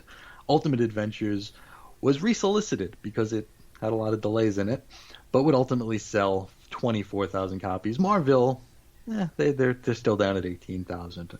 I need to speak to every one of those 18,000 people. You're speaking of what right now? And just ask them, like, what after issue number 3, what did you think was going to happen? It was a car crash. I just need to see how it's going to end, man. Oh, Lord. March 2003 here. Captain Marvel was down to 29,000. Marville, no Ultimate Adventures this month because Ron Zimmerman was writing about a gay cowboy or something at that point. Marville sold 14,000 copies. So the winner of You Decide was Captain Marvel. Go figure, right? The only book written by a comic book writer won it. Now, Captain Marvel would go on to run 25 issues. Peter David would say, the rankings in the You Decide are frankly kind of embarrassing. He says, I feel kind of bad for Jemas, believe it or not. I know he did it to himself, but no one deserves to be trounced that badly. So, the overall numbers, and this is the last thing we'll stop. You have 3 guys lined up, and you tell them all, okay, each one of you make a burger, and one guy, makes his patties. One guy makes his patties out of, like, Wagyu beef, and pork, and he seasons it, and the next guy, he does, he's using all beef, but he's still making a really good burger. He's throwing a lot of accoutrements on there, a lot of cheese and a lot of bacon. And the other guy's like, it's all fucking pig dick. That's all I'm going to use. Like, why won't anyone eat my pig dick burgers? These are certified pig. What, you don't know what you're fucking missing, man. Pig penis and snouts. Pig dick and chicken lips. Oh, man. It's a delicacy. You people are uninformed. Bill Jemas. That's my Bill Jemas impression. You probably listen to Rush Limbaugh and like Ted Turner and exercise to Jane Fonda. Fucking Republicans. Who go to church. Yeah, really. You're Bible-thumping, Rush Limbaugh listening, not eating pig dicks. What's wrong with you? Don't you know single-cell organisms when you see one? Now, the overall numbers here, and this is the last figures that we'll give you. Captain Marvel sold 212,000 copies during this clusterfuck. Marville sold 155,000 copies. Ultimate Adventures sold 149,000 copies. So Marville beat Ultimate Adventures. Yikes. There's also a very prominent comic book review website out there that I won't name, who, when 2002 ended, had to give out awards. And when we're coming to the end of a year right now. You're going to see a lot of people with, this is my top 10 list. It's my list. If you don't agree with it, make your own list. We're going to get all that stupid bullshit over the next couple months. You have the best ofs and you have the worst ofs list. Marville was not the worst book on their list. Really? Any guess? I mean, you'll never be able to guess because I mean it's such a long time ago. The worst book of 2002, according to this website, was Neil Gaiman's 1602, Really? Wow. which was boring as hell. But Marville is Marville, and I feel like Bill Jemas was robbed the honor of being the worst comic of 2002. It's really a shame. He's a king without a crown, a champion without a belt. Well, It's really in defense of Marvel, it wasn't boring. It certainly wasn't. It was difficult. It was a challenge, but it was so batshit you couldn't help but be. Like, I do get the appeal to one degree. Like, you really do want to know, like, does this ever go anywhere? And you keep turning the pages thinking, like, what? But why? You know, so like a narrative that just is just boring, I think, is worse than something where you just don't understand what you're reading, and you don't know what's going to happen next. And there's like a real like sense of mystery. Like, what are you trying to? Is this some sort of like a hostage letter? You know, are you sending out that code? It's you, right? Yeah. It's like I'm too dumb for this. Like, you start looking around your neighborhood for any Native American who might be able to code break it. Like,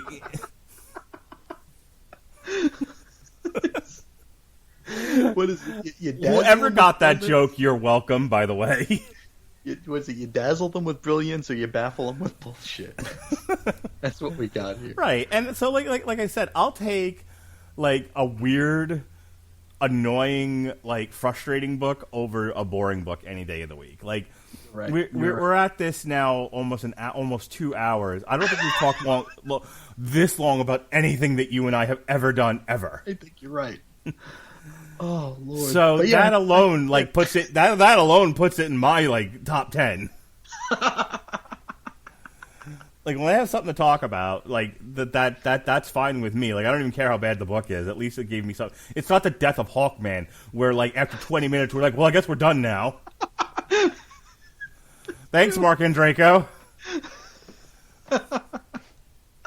It certainly was not that. Oh Lord, I got tears in my eyes now. Shit. Oh, You're welcome. Ooh. Yes, that was Marville, and You Decide, and I'll look at Epic Comics. All right, Chris. Well, this was a great entry into Chris Sheehan month. In the immortal words of, oh gosh, what was his name? Who became a chef? Who started as an actor? Dom DeLuise. Jon Favreau. Nope. Before there was Jon Favreau, there was Dom DeLuise. Same guy. I get it. Yes. One evolved into the other. As Dom DeLuise said in one of my favorite movies of all time, History of the World Part 1, okay, faggot, what's next? Well, next we have a very, very special book, and probably won't be as batshit insane as this one, but it's going to be. There's a lot of meat on this bone. We're going to have a lot of fun talking about the things surrounding this book, because we are talking about the unauthorized biography of Jeffrey Dahmer, which was created by a man named Hart D. Fisher, who has he has a story that is so unbelievable that you might not believe it. I was telling people about this when I was writing a very lengthy script on his life, and people were like, "That's bullshit. There's no way. There's no way that happened." And it's like, no, it happened, and we have video evidence of a lot of it. We'll hopefully. I'll try to have a site where I have a lot of this stuff accumulated. So if anybody wanted to see some of the stuff that we're going to talk about next week, that they can.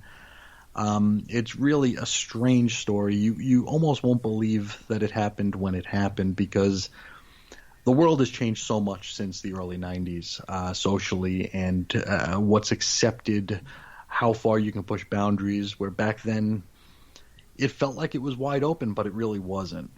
Whereas now a lot of these things are going to seem very quaint and antiquated and cute, but it was a very different time. And Hart Fisher was a very different guy at a time where the comic industry was going one way, and he stuck to his guns, and he burned some of the most high-profile bridges you could burn in early 90s comics. And He's in all my studying of the man, he's become something of like a folk hero to me, and he's going to be a fun thing to talk about. There is an entire episode of the Cosmic Treadmill dedicated to Hart Fisher, so I'll let you know which episode that is. I don't remember which number it is, but I'll try to drop the number in it next week when we're talking about this. If anybody wants a real deep dive on this man's life and his career, and just all of the hurdles he had to jump, and all of the how his professional life sort of was woven into his personal life, and it's a nuts story. So I'm looking forward to talking about this if that's not completely apparent. All right, I think that'll be a great way to close out Chris Sheehan month. In the month of December, we're going to break things up a little bit. Chris is going to take a break, and we're going to have Alexis Haina. You love her. I know you do. I've seen the numbers. We're going to do My Little Pony Transformers, the 4-issue limited series. So that'll be fun to talk about. We'll also, I'll just get out ahead of this. The Superblog team up they're doing a split What If and Creator, and I'm on team. What? Yes, yes, Jonas. My son's still up. There's a My Little Ponies Transformers comic book out there. Oh, I thought that was like a show or something. I was like, No, but I'm sure it will be at some point. I'll let you know what it is, though. Anyway, so we'll be doing. So we're doing a What If, and the What If we're doing is called Captain Confederacy, which came out in 1986, the 12-issue series. It takes place in a world where what if the South had won the Civil War? I know there's like a whole subgenre of books about that. Well, this is a comic book about that. So Captain Confederacy, it'll be me, Jesse, and Chris talking that 12-issue limited series. We'll be doing that in December at some point, whenever the Superblog team-up is. I'll have Chris and Alexis, Double Trouble, on December 14th. We'll be doing the 3 Joker series.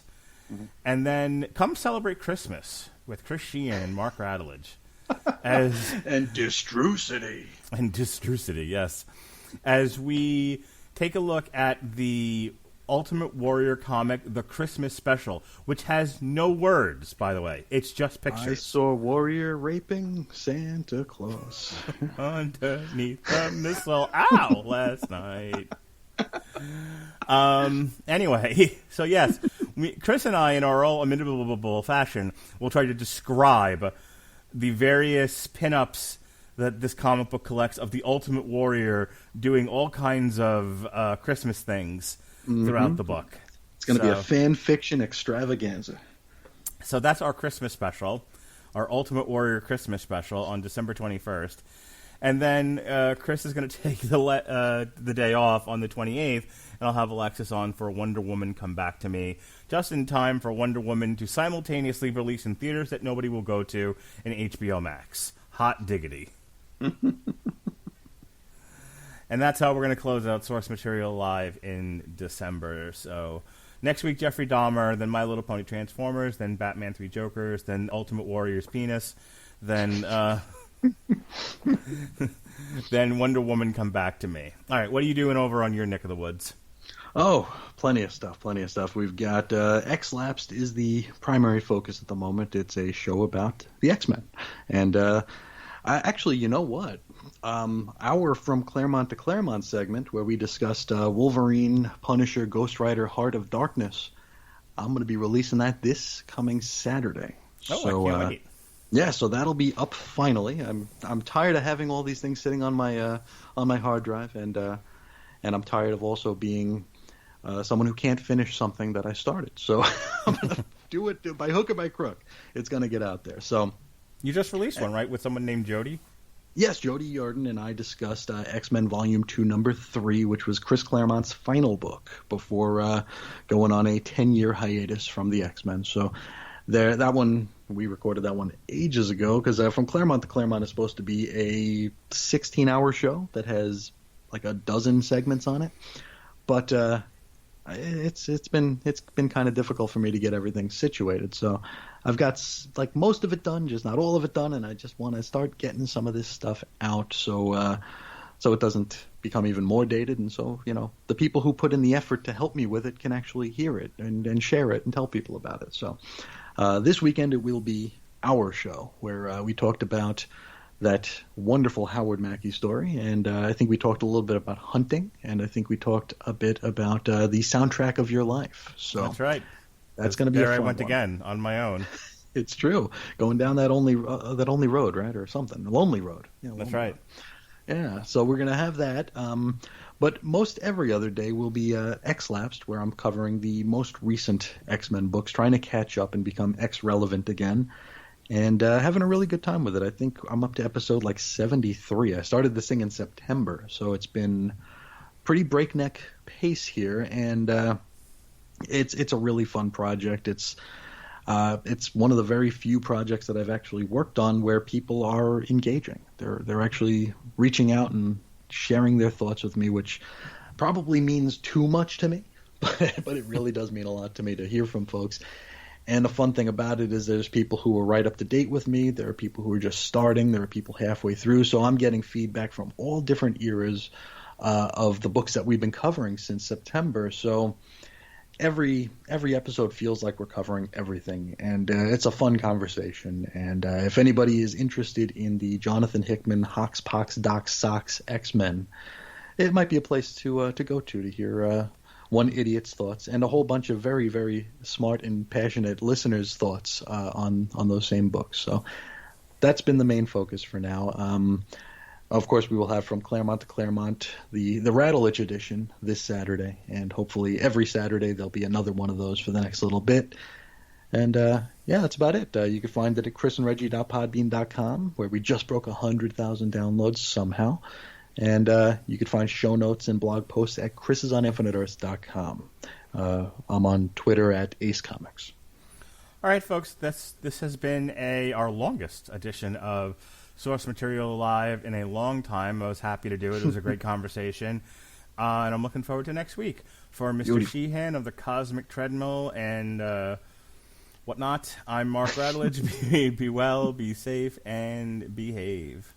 See ya.